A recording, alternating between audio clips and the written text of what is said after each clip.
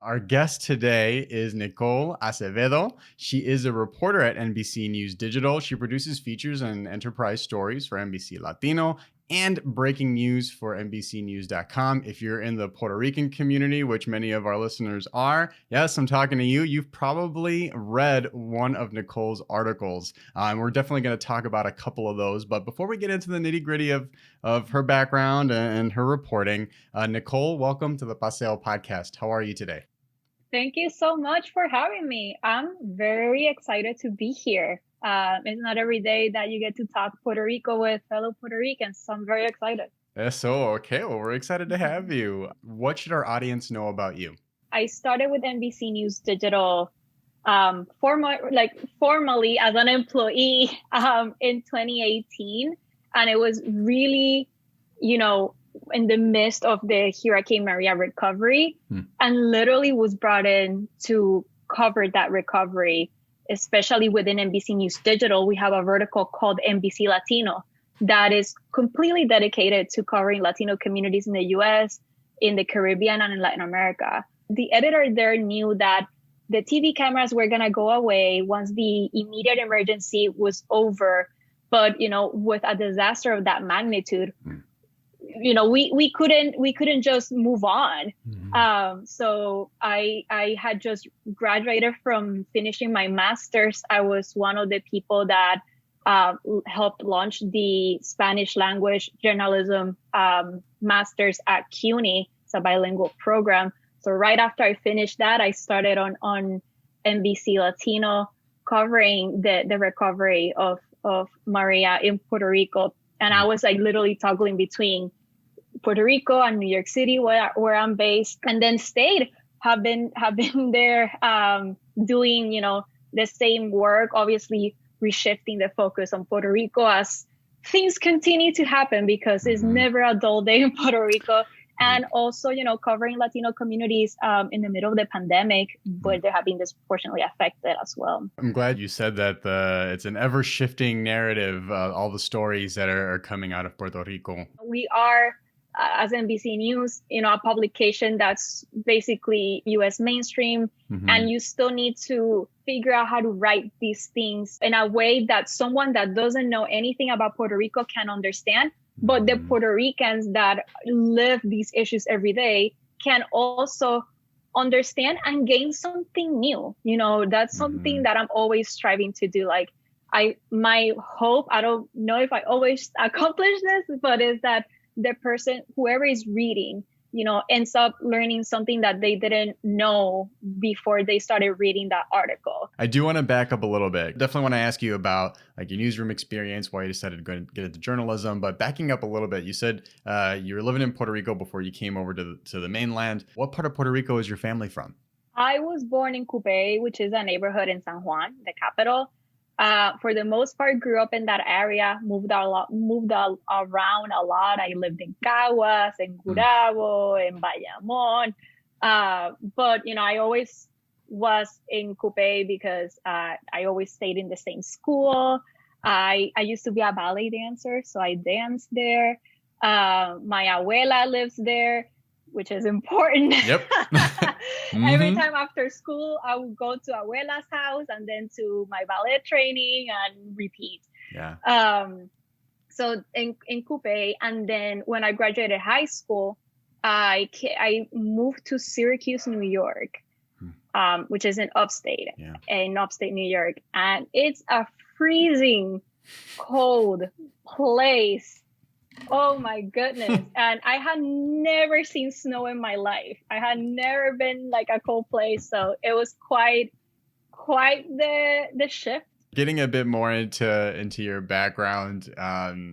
So just curious to hear from you, of all the professions to get into, why journalism? Why did you decide to become a journalist? Well, when I started considering journalism, I was in Puerto Rico in high school.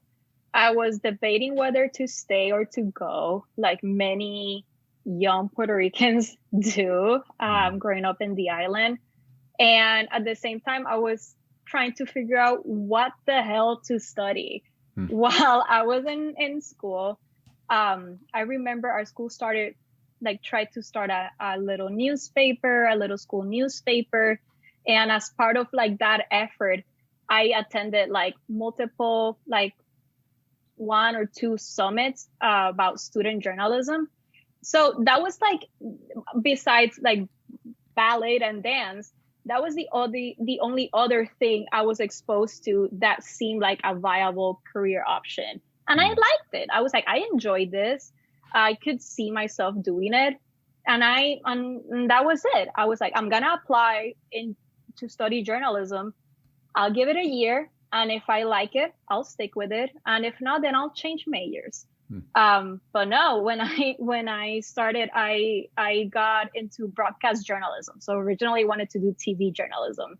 And I got to Syracuse. They had a Spanish language TV show, a news TV show, and started there because my English was, I could defend myself, but for broadcast purposes, it still needed some work. So I wanted to figure out if I liked this profession. So I started doing news in Spanish in central New York and loved it. The one thing I always knew I wanted to do was to do it bilingually. Like I often was asked, oh, so are you going to go to like, work at Telemundo, or are you joining like a English language, like local news station? And that question always like made me uncomfortable because I didn't like that there was an assumption that I needed to make a decision or choose one or the other when I'm both at the same time.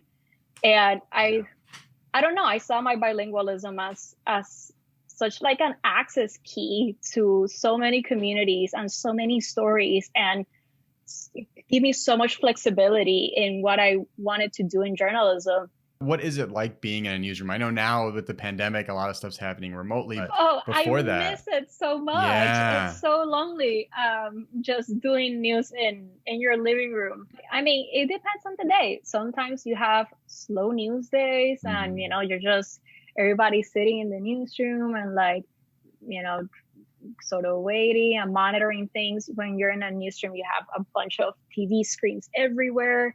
You have, systems of communication, especially in a company as big as NBC, that you have so many reporters all over working on things at the same time. We try to streamline things.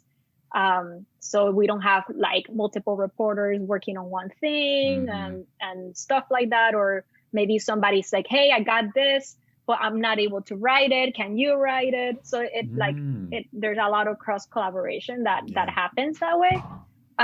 But when it's a hectic news day, which has been most days nowadays, it's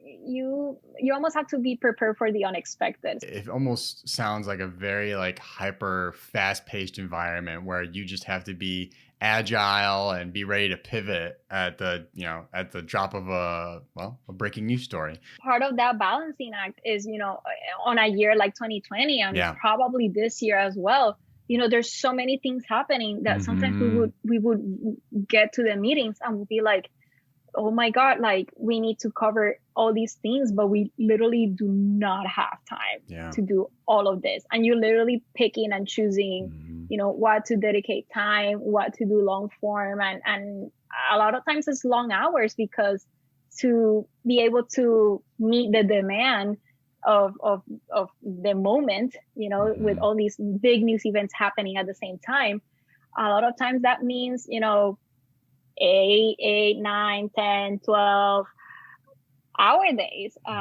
Or sometimes, you're just on call, and have to jump in at certain times. So it definitely, you try to compartmentalize as much as you can and try to guard your free time as much as you can, because if you're not rested, you're not gonna perform as well.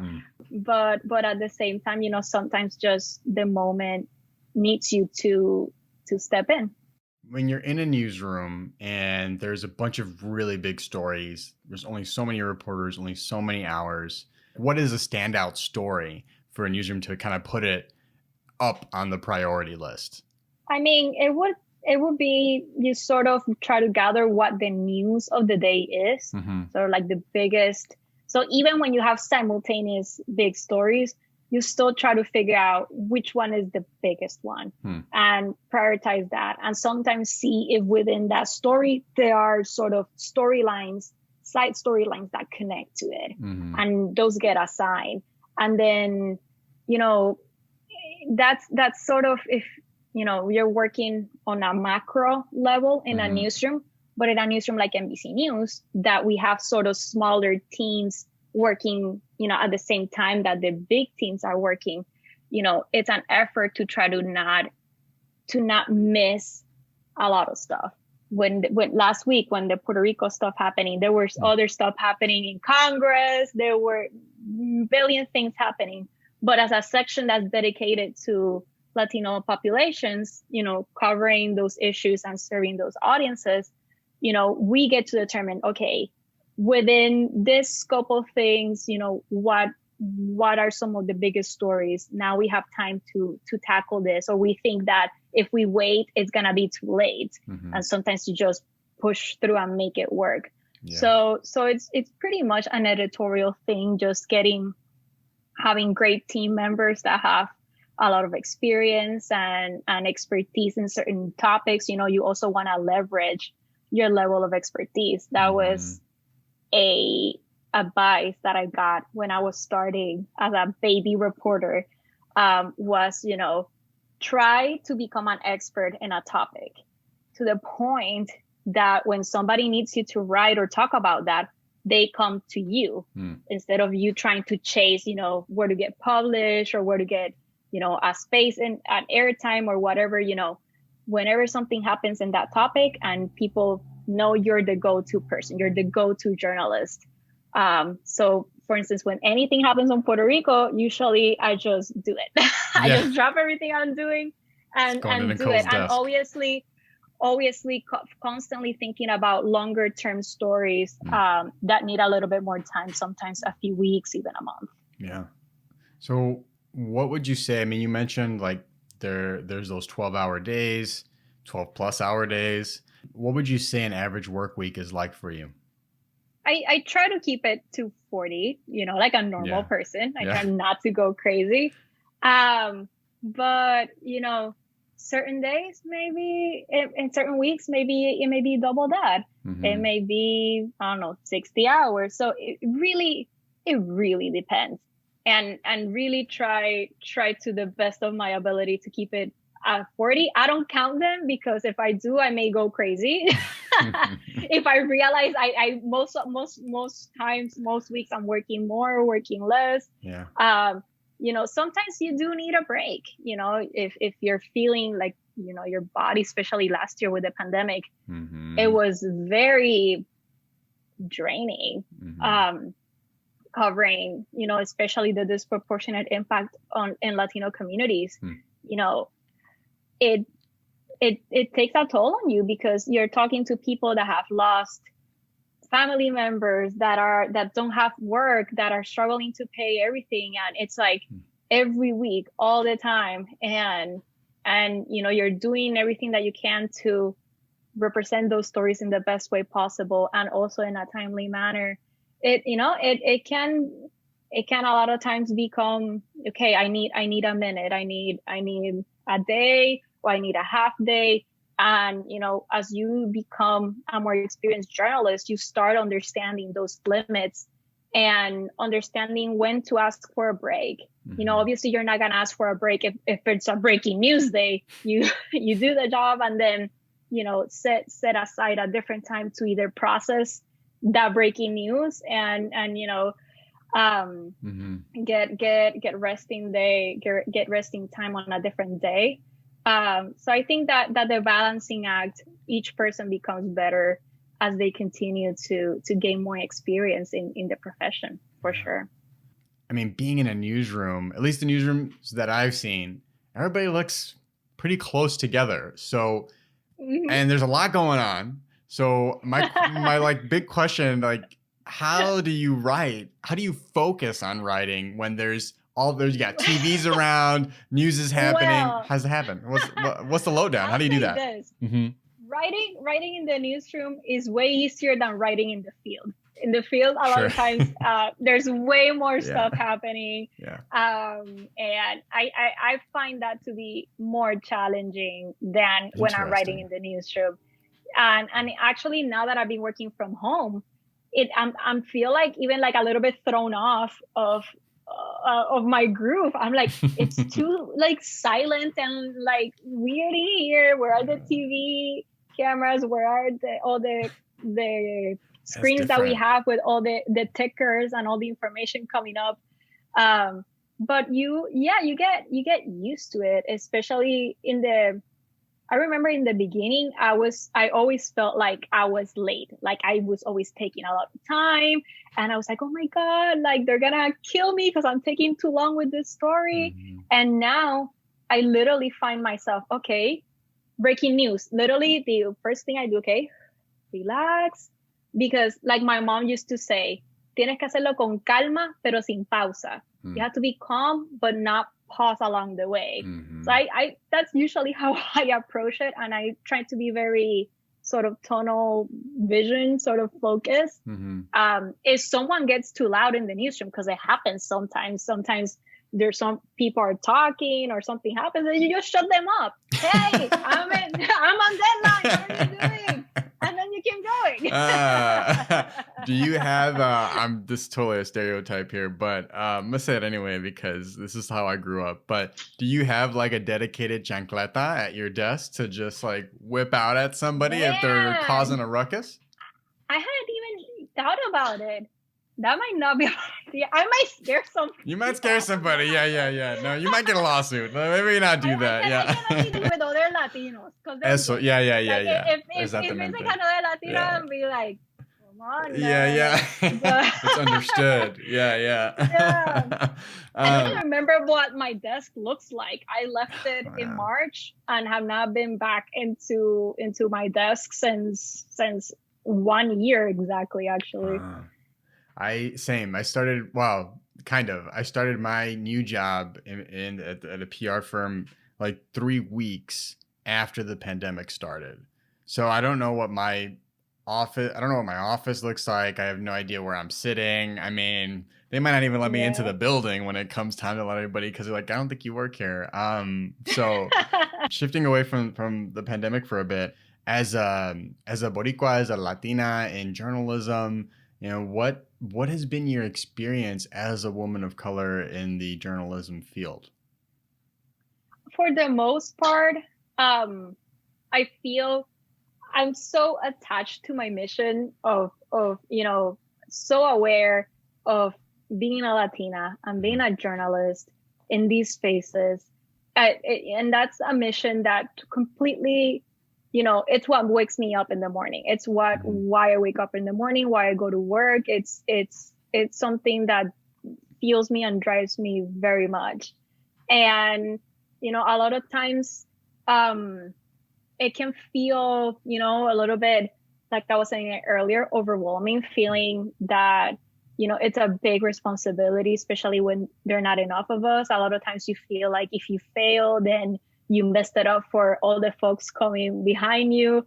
If you are not good enough, then, am I just going to be pigeonholed, which is another concern that a lot of journalists of color have when they're in the workplace.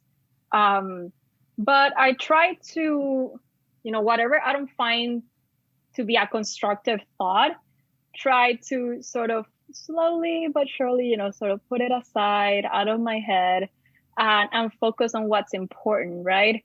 And, when I was starting, it was very evident. I think that moving from Puerto Rico to the US, I was not only, learning to be a journalist, but also learning to live in this country. Mm-hmm. It's completely different, even though we are a US territory. Puerto Rico, everything is in Spanish and just the culture is different. And you move here and, everything that you're learning is in English. and you're like, but so you're learning new things that you didn't even know about in another language that's not your first language. It's like it was a big learning curve. Yeah. And with that transition also came the cultural thing. Being in Puerto Rico, for most part, everybody else is Puerto Rican. Everybody else around you, if you live in a certain neighborhood, has your same experience, more or less. Mm-hmm. Here in the US, especially in a place like New York, it wasn't like that. So that's where I understood, how Puerto Ricans in this country, in the US, are viewed differently. Like in Puerto Rico, I was like, okay, we're just Puerto Rican, we're, whatever. And here it was different. And sort of the grappling with what that meant, and how to not get offended by that, and find ways to mitigate that. That was a big reason why I went into my mission to pursue journalism became stronger, because I was like, journalism can be a tool to inform audiences about Puerto Rico, and maybe next time who the Puerto Rican that comes here, doesn't have to deal with such a big level of oblivion or ignorance from their peers here in the mainland. So in that sense, it was, in the beginning, it was tougher because you're figuring out all those things at the same time. Once you start figuring those things out and you're in a workplace, you're able to identify things, and you know how to defend yourself, and you know who to talk to. Also creating a network of other Latino journalists, other Puerto Rican journalists that have maybe done it before you, and create that support system and ask for advice and see that, if they did it, why can't I? So literally a combination of all those things as time progresses has made, my experience in journalism and in newsrooms actually a very empowering one so far.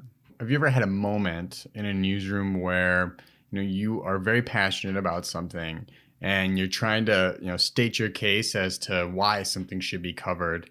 Have you ever felt like your voice is just disregarded or just wasn't heard in a newsroom space? In the beginning, definitely. When I was interning, that you're like in that position that you're not only, Puerto Rican, but you're super young and you're a woman, and like, yeah. It felt like, especially, trying to follow the advice I was given of becoming an expert in something I was passionate about, to the point that people would eventually call me for those reasons. I was very serious. When I was an intern, the debt crisis in Puerto Rico blew up. It was around 2015. And I was in a newsroom as an intern, and I was like, guys, we have to do this. And I had already gone to some of the summits I mentioned earlier. I have been reporting on it in our student media outlets as well. And, even though I was super young, I had done more work than anybody that was in that newsroom to report on that story. And selling that, like trying to go past that and try to be given a chance was very difficult, especially, in a TV. When I was initially pursuing TV, the time, it's very, very well, like it's super planned, whatever time they use for TV. And it's very difficult sometimes to get stuff on TV, or sometimes you get a greenlit, you produce the segment, and then something happens in the middle of the show and it gets cut, it gets floated, and then all your work, then no one is ever gonna see it. So also that was a time for me that I was like, maybe TV journalism is not for me. This is not the best way that I can use or that I can accomplish what I'm trying to accomplish in this profession. So I started exploring other mediums like radio and writing and writing in English, becoming more confident with writing in English. And eventually that's where I landed, that part of feeling silenced or feeling like it was difficult for my voice to be heard in the newsroom early on defined a lot, my search for the mediums that I thought could allow me to express that voice and that journalism and that knowledge.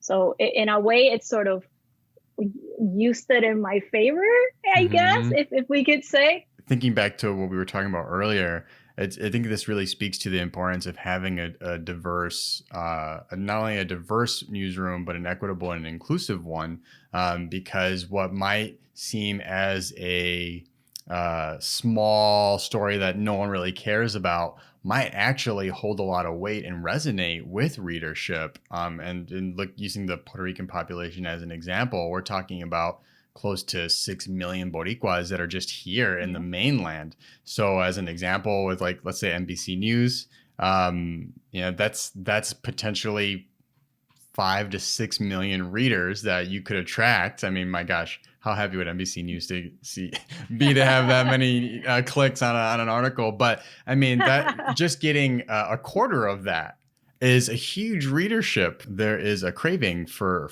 Puerto Rico news, at least from what I see and looking at what gets shared on social media. So if you have more people that can speak to the importance of an article or a news story in a newsroom, it can really have a ripple effect where you're seeing stories covered that otherwise haven't been or aren't currently being covered by traditional media. We notice it too. And that's why, and I was so grateful even back in 2018 when, that the editor at NBC Latino didn't have to, hey, I want you to actually focus on the Puerto Rico recovery. You're going to be covering other things, but that's like, I want you to continuously do stories on that and go to the island every few months.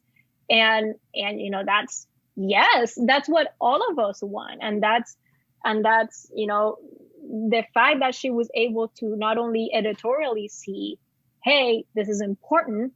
Also, hey, this is important, and there's an audience hungry for that. I think if Maria showed anything, was that how hungry, especially are the 6 million Puerto Ricans living in the mainland, are for content about their island, in a way that touches on the nuances, not just sort of like the go and leave the parachute type of reporting, but deep and depth reporting, and also in a bilingual way, because we have Puerto Ricans that speak Spanish, we have Puerto Ricans that speak English, we speak Spanglish. It's endless, the possibilities to service that audience. Yeah, no, definitely. And I like what you said earlier in our conversation about having that balance, because you're going to have people that are interested in the news that are coming to it with a wealth of context, or even a minimal amount of context, and people that may be just encountering this news for the first time that may not identify as Puerto Rican but are interested in Puerto Rico issues. So walking that tightrope, that fine balance of making it meaningful for people, regardless of whatever their touch point is. You had an article in NBC News that was titled, "What's Behind Calls for Puerto Rico Statehood? Here are the 4 things to know." So I was hoping that, we could kind of go through the 4 things that you shared to just kind of expand a bit more on some of the points you were making. So last week, Representative Darren Soto, who's Boricua from Florida, and Puerto Rico's resident commissioner, our non-voting member in Congress, Jennifer Gonzalez, introduced this piece of legislation to admit Puerto Rico as a state of the United States. And that comes off the heels of the plebiscito, the plebiscite or referendum that Puerto Rico held along with their general election in November, where statehood won by like 52%. So, it's important to know that this referendum was not binding. And what that means is that Congress, the day we have a binding referendum, that's going to be a big deal, because essentially what that means is whatever the people of Puerto Rico decide, Congress will enact. So it's a promise from Congress, who ultimately have the last word on the issue of whether Puerto Rico becomes a state or not. It's them promising, yes, we will act on this as you guys vote. But a non-binding one is just like a survey, really. And a lot of times, these plebiscites have happened many, many times in Puerto Rican history. And it often serves as a very effective tool for the pro-statehood people in Puerto Rico, the PNP party, like you mentioned, to mobilize people to the polls, to vote, and to rally. Unlike the United States, the parties in Puerto Rico are divided by their preference of territorial status for Puerto Rico. So that's really the cause that gets voters excited and passionate about the election.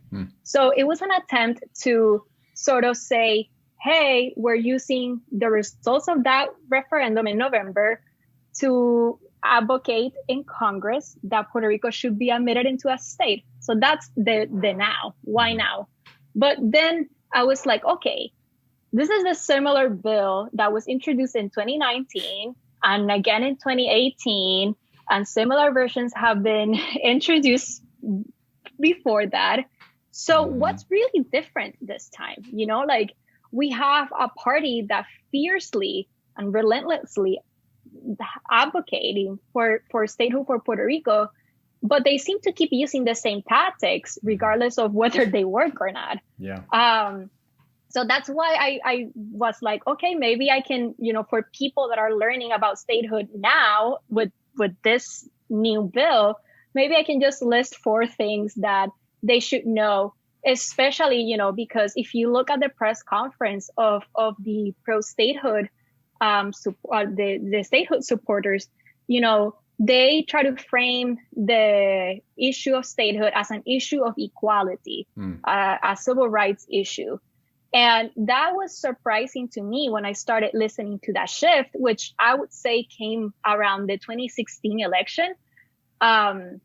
Because growing up in Puerto Rico, what I remember was the Independentista, the Independence Party in Puerto Rico, would use the argument of equality to advocate for independence. The Independentistas would say, tenemos que ser igual que los demás países. We have to be equal to every other country. Why does every country get to be their own country and we cannot? So when I started seeing that shift, I was like, that's interesting. Why are they adopting literally the rhetoric and the messaging of the opposite party now? And I was like, okay, maybe I should try to bring some of this history into the forefront for people that are learning about the issues of statehood and the territorial tensions, the territorial debacles within Puerto Rico, and those different visions that exist for the island. So that was another reason why I figured it was important to include that piece as well in the 4 things to know. Just wanted to comment on this point you made about parties like PNP really leaning into the issue of Puerto Rico status in order to really play into, I'd say, people's fears. Oh my gosh, if, we're not a part of the United States, we're going to float off into the ocean and never be heard of again. And Puerto Rico will crumble. It's a very easy argument for them to make, because it's been more than 100 years of us being part of the United States. We don't know anything else. No, absolutely. So fear mongering, it's very easy, like you say. Yeah, no, definitely. And we've seen that here in the mainland. Fear can be a motivator that could turn someone's vote in an elected official's favor. And I did find it interesting that you made this point about using like civil rights and like the movement type language and rhetoric around the calls for statehood. I think it's a matter of international importance rather than purely a civil rights issue for Puerto Rico status. So to hear, a party like the PNP really leaning into that civil rights language, but at the same time, not really putting things on the line, if that makes sense, Yeah, and I think where to a certain extent you can make that argument, but when the argument starts crumbling a little bit is when you try to ask questions about how that equality would look like. At the end of the day, Puerto Rico is not just gonna vote for statehood and then the next day Congress is gonna ratify it, and then wow, boom, we are a state. Right. There's gonna be a transition period, and the transition period, it's important for people want to know what's gonna happen in that transition period, and there hasn't been a meaningful discussion that gives people, that paints people a picture of how life during that transition period will look like. And especially on an island that has just faced crisis after crisis, that's important. They want to know, what tomorrow is going to be like if they vote, regardless of what their ideals are. They want to know, if they're going to be able to put food on their table, if their taxes are going to change, if they're, maybe whatever it is, what's going to happen with the debt. Yeah. So in terms of I think that as Puerto Ricans continue grappling with this question, that's probably what I foresee that's going to happen, that people are going to be demanding more answers as to how these transition processes are going to look like, regardless of what the outcome is for the island. Yeah, I mean, there was a Washington Post article that I think we mentioned him earlier in our conversation, Julio Varela. He had written this, and he had made this like civil rights, questioning like the civil rights language. And I think he had something like, people conducting acts of civil disobedience, going back into Puerto Rico's history, sacrificed a lot, died for what they felt was a noble cause of civil rights. And that, he was making the point that, I'm not really seeing that same type of energy. Not saying that people that are going for statehood should die, and he wasn't saying that. It was just comparing the movement, the mentality, the energy, the organizing that was going into the addressing Puerto Rico's status, and that he wasn't really seeing that. And I feel like that really resonated with me, because I look at the press conference and I'm like, okay, this is essentially, this act is like a yes no vote. I don't really see a lot of energy for it. I understand the referendum, but you look at the energy around this, and Puerto Ricans, if they feel strongly about something, will organize. We saw that with the protest for Ricardo Rosselló. Like, where is that energy in this conversation around like statehood? If statehood is it has such overwhelming support, and it's such a big civil rights issue, where is that energy? Just not seeing it. So. And I would add to that, if you want to frame an issue like statehood as a civil rights issue, you can't talk about civil rights without talking about the legacy of colonialism and confronting that in the island. Yeah. And regardless of even the most realistic person, when they're sort of deciding between these 2-3 questions of what Puerto Rico should be, that's part of the equation. Even if they say, you know what, I just look at the debt crisis, I look at the recovery, and I love my island, but I don't see any other option but statehood. Even admitting that, it's also admitting sort of the culmination of that colonization process that started more than 100 years ago. Yeah. And what does that do to a person's, ability to choose an outcome for the island, and grappling with that's painful. You can be realistic, but the truth can also hurt sometimes. So I think that being more sensitive to that history and the generations of pain and tensions that are underlying in Puerto Rico because of that need to be addressed as we continue talking about what territorial status Puerto Rico will have in the long term. And I think that's also something that's been missing from the rhetoric so far. Yeah, well said. I'm gonna skip the why statehood, because I feel like you eloquently touched on that already. Ba-bam. I'm going to skip over the opposing legislation, because that's going to be in our the follow-up article. But where do the voices of Puerto Rico's independence advocates stand in all of this conversation, and in this conversation as a whole? I mean, with the statehood bill, nowhere. I think that what they've been very deliberate about, just hyper focusing on those plebiscites and whatever majority they're able to get. which is true. For a long time, the dominating parties in the island are the statehood party and the status quo, which is basically believes in the Estado Libre Asociado, the territorial status that Puerto Rico currently has, that allows them to have self-governance, but they're still a territory of the United States. But, throughout the years, while the Independence Party has been, not part of the majority, you have to understand why. And in a Puerto Rico that,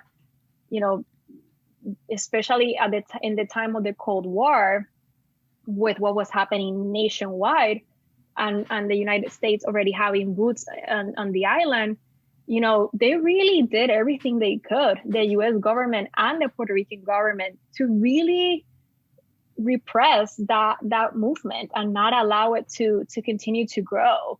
So you saw, you mentioned earlier, La Brega. They had a wonderful episode about Las Carpetas, which was a government-sanctioned surveillance program that literally just followed independentistas around. And, it's one of the only cases in the world where those files were returned to the people after the program was deemed illegal.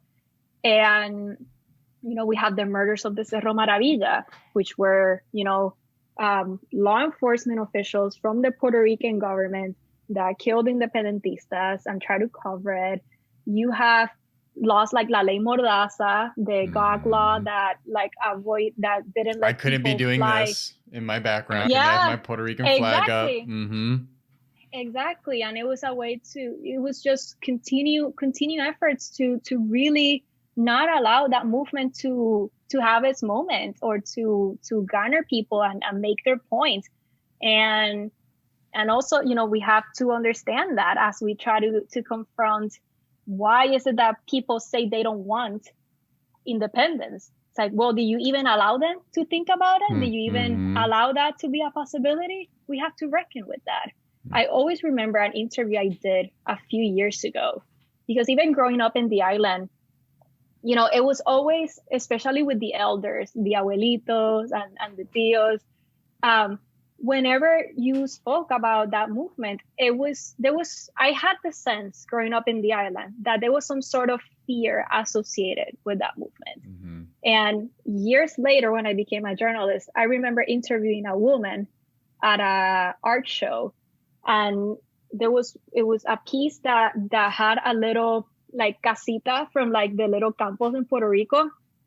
And there was a bombing going on behind. And it was a bombing that occurred in the town of Jayuya in Puerto Rico. And I was talking to her because it was a story. Her son had painted the piece of art, but it was something she lived as a child in Puerto Rico. And she was like, yeah, they were trying to get rid of some independentistas that were there. They bombed our town. And, I was like, I wanted them out of my town because I didn't want them to bomb my town again. She was 5 at the time of that incident. And even years later, as an abuela herself, that fear, that trauma was still associated with that ideal.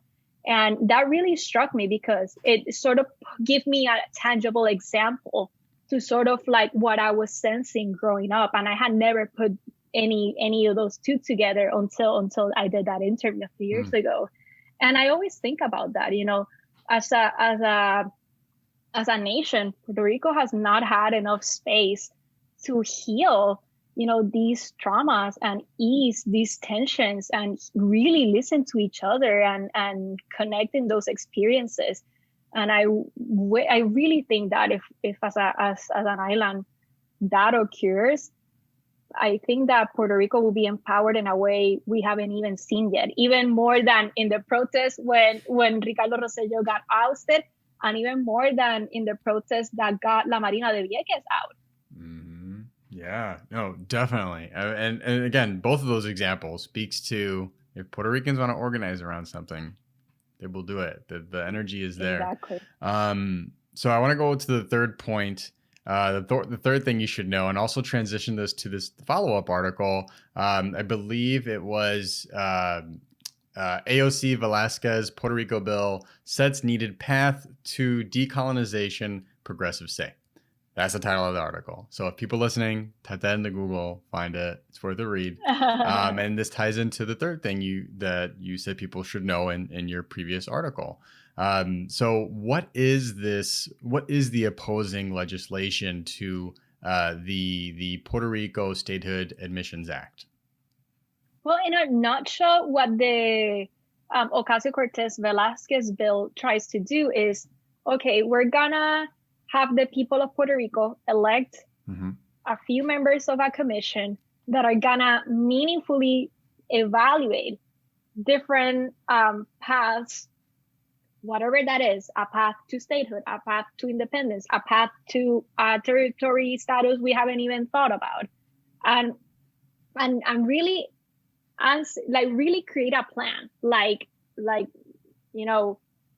almost like a roadmap for people. So you're not only voting on the ideal, but hopefully you will be voting on the whole process. So you will have an idea of how it would look like from the moment that you vote to that transition period to the moment that Puerto Rico changes status. It's very, very basic. There's other stuff in that bill, but in a nutshell, that's the most important thing, that they are advocating for elected members to create a commission to meaningfully be dedicated to studying those things and bring it to the people, which is different from the statehood one, because statehood is just, okay, yes let's make it a state. Yeah. Yeah. I'm sorry, I cut you off, but I hear you. No, that's fine. I hear you. Yeah. Opposed to the Puerto Rico Statehood Admissions Act. Simple yes/no vote. Statehood, yes for statehood, no for statehood. Whereas something like the PR Self-Determination Act, it's kicking it old school, calling for a convention with delegates. And to your point, like, it's about, we want to figure out what's the best path forward for Puerto Rico status. Let's decide that. Even if it's something that maybe a portion does not agree with and they're advocating for a different type of status, we just need something different than the current relationship that exists right now. Whatever Puerto Rico status is now, we need to change it one way, shape, or form. So let's get everybody together. Let's debate this and let's figure out a path forward, as opposed to an act that is introduced in Congress and the Puerto Rican people don't really have in the room where it happens type of say in Puerto Rico's future. And also, it seems like an opportunity to meaningfully explore options, not just vote definitely. Because a party told you to vote for a certain thing, right? Yeah. So it's also an opportunity there to have people, question even their own ideals that maybe they've had for many decades. But I think that at the moment becomes not necessarily closer, but it becomes more evident that the territorial status Puerto Rico has is not as good as we thought it was. I think that growing up in Puerto Rico, especially older generations, truly believed that they had the best of both worlds, and now facing the debt crisis, the hurricane crisis, political unrest, you name it, it has become a lot more evident that it's not the best of both worlds. The relationships are often one-sided, and there's a lot of inequality that puts Puerto Rico at a big disadvantage. So as that becomes more evident, I think that the moment of the territorial status of Puerto Rico changing, one could argue is also becoming closer. Yeah, no, that's a good point. I mean, I was reading this political article, and it was talking about the Statehood Act. It had quotes from Representative Darren Soto, and it sounded like he was taking a little bit of a swipe at AOC and Nydia over in New York. He had said something like, "Oh yeah, did you read this? Okay, yeah, because he had said something like, there might be like, I think it's like shifting sands. There might be shifting sands amongst New Yorkers, but there's solid support elsewhere." And I think the article, the support in support of that quote was just saying, including 15 Democrats and Republicans from Florida. If I hear about, what's going on in Florida and how the diaspora that's based in Florida feels about something, I think that's valid. I think that's worth giving a voice to and having a discussion around. But when you look at the totality of the number of people in the diaspora, we're talking about close to 6 million Boricuas here. You look at the population in Florida, while it is like in second place and giving New York a run for their money with like 1.1 million, right? It's like they're like neck and neck practically at this point. The New Yorkers from New York have been retiring in Florida. Yeah. Moving to Florida. Yeah, that's the shifting sands. Exactly. And so you look at that, I mean, that's not even 20% of the diaspora's voice, just looking at Florida. And then you factor in the 48% of people that did not vote for statehood in the referendum. And the math just doesn't add up to go so hard for a bill that only has one option on the table. So just like for people listening, like think about the math involved around around this call for Puerto Rican statehood, and you'll start, I would hope that you'd start to think like me and start leaning towards something like the PR Self-Determination Act. Now, I know we don't have all the details on it. I know last year, there were some details released on this act, but I believe it's in the process of revision, and there's going to be a new form of it presented, I want to say in the next 1 or 2 weeks. I don't know if Nicole, if you have any insight to share on that, but that'd be helpful. What I had was at least in this term, so not at the end of the year, but the first half of the year, it will be reintroduced. They may be trying to speed things up, given that it has between the statehood bill and then all the advocates that were in favor of the Nydia AOC bill that was introduced last year, saying like, no, we still support the Self-Determination Act.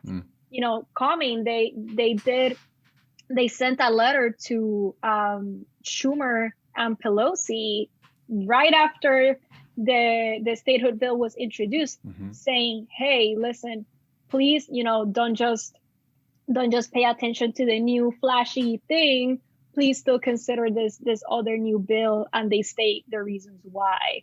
So there's a lot of momentum in the conversation currently. So who knows, maybe they're trying to speed things up, but definitely first half of the year, we should see the reintroduction of that bill happening. All right. Definitely something to stay tuned to. And I will say this, I don't know if you know this, Nicole, but the Paseo podcast actually signed on to that letter. So very proud to be a part of those other groups. Like, let's get all the seats. I'm a big fan of like, you got to have all the seats at the table. If you don't have a seat at the table, then you're on the menu, and that's not fair. So I'm all for a more equitable process if it's out there. So looking forward to see what the official details that come out in the PR Self-Determination Act. Yeah, and we'll see how much support it gets, because that's the other tricky thing, right? It's we can run into the same thing that happened with the statehood bills. The many similar versions of the statehood bill that we've seen, they don't gather enough support. If they don't become a priority somehow, then you sort of get stuck in the same sort of limbo again, and you need to try again the next term. So we'll see. That's really gonna be a big determinant in the whole process, how many sponsors or how diverse those sponsors are, and see if they can sort of reinstate a sense of urgency to that issue once again. Yeah, no, definitely stay tuned moment for sure. I'm super curious to see where those pieces fall. Well, Nicole, you've been super generous with your time, and we definitely are going over here. But I did want to ask you two more like rapid fire questions. These are questions we ask our guests all the time. One was actually a listener question that I just really like because I like Puerto Rican food. And selfishly, I want to know what the best spots are across the diaspora and even throughout the world, not just here in the United States. So just, I'm going to ask you the same one. I mean, you're in New York. What is like your favorite Boricua restaurant to go to? If you have more than one, that's totally fine. Let's hear them. What do you got? My go-to restaurants that happen to be near where I live in Queens, which is great, is one called the Freaking Rican. And I love them because they have pasteles, and it's a good day if you can find pasteles when you live in the States. So they make very good pasteles, and yeah, I normally order like lechon, arroz con gandule. They have sorullitos too, which I love. And the pasteles, obviously. So the Freaking Rican. And I recently discovered another one called Beso NYC. I really like how they make their mofongo. So if I'm feeling like a mofongo kind of day, then I would order from Beso NYC. Last question I have for you, Nicole. We ask all our guests this, like I said earlier. So I'm going to ask you the same one. Obsessions. What are you obsessed with right now? I know we talked about a few things before we started recording, but for our audience, what are you obsessed with right now? It can be related to Puerto Rican culture, unrelated to Puerto Rican culture, whatever it is. What are you obsessed with? We mentioned it earlier, and it's the podcast La Brega. I recently finished it, and it's so good. I have not heard the Spanish version yet. I may actually just listen to it, just curious as to, how the different experience might be from hearing it in English. But there's also a specific episode that actually Julito produced about the Olympic Games where Puerto Rico won against the United States. Specifically, reviving that moment when Carlos Arroyo took his jersey and with the Puerto Rico name in the shirt, just like showed it like this and that photo. And I was just like, wow, I haven't thought about that in so long. And I remember, being in school. I remember everybody talking about it. I remember everybody trying to get their jerseys. It was just so nice to revive that moment after listening to that episode. So for everybody out there, if you haven't listened to it, La Brega podcast, 7 episodes. They're amazing. They also did the Levitan one, which was great to listen to because it resonated a little bit with my family history as well. I had tias that bought homes in Levitan and then had ended up leaving. Like in the piece says, they explain why a lot of those Puerto Ricans ended up leaving to the United States. And it was just like that moment that you're just like, wow, I sort of understand my existence and where I come from a little bit better. Yeah. And this is from someone that covers Puerto Rico often. That's high. That's saying something too. That's high praise. Yeah, but I mean, it's great to be on the receiving end of that. Not always thinking how to make other people feel that, but just that there's other colleagues out there doing amazing work that can make me feel, and hopefully other Puerto Ricans feel like this as well. Okay, Nicole, you've been so generous with your time and your candid thoughts. Really appreciate you being on the show again. For listeners that want to keep up with you, do you have a website, social media? How can people stay up to date with what you're doing? Well, if you want news updates, normally my Twitter is my go-to at NicoleMarie_A. And if you're more interested in just the daily stuff I do in New York or whatever, you can follow me on Instagram at Nicole Acevedo Rots. And you can follow NBC Latino. NBC Latino on Facebook, Twitter, and Instagram. And you can also go to NBCLatino.com. And it specifically goes to the stories that we produce as a vertical, or just NBCNews.com for everything else in the news. Again, appreciate you being on. Thank you for being on the Paseo podcast today. No, thank you for your time.